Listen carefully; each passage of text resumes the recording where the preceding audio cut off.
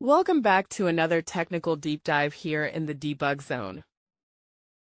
Today we're tackling a big question and breaking it down with insights from other users. Hopefully this clears up some misconceptions and helps you get the answer you need. So buckle up, stay a little curious, and let's jump right in.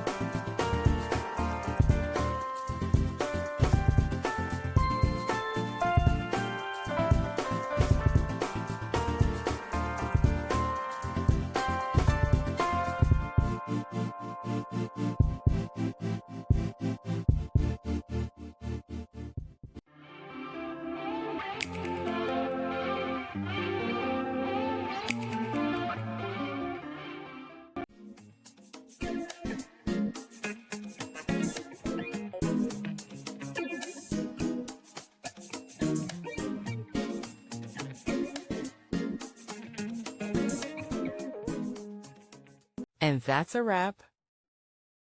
I hope you found the answer you were looking for. If you did, take a second to hit that subscribe button. It really helps out. And let me know in the comments which solution worked best for you. See you next time in the debug zone.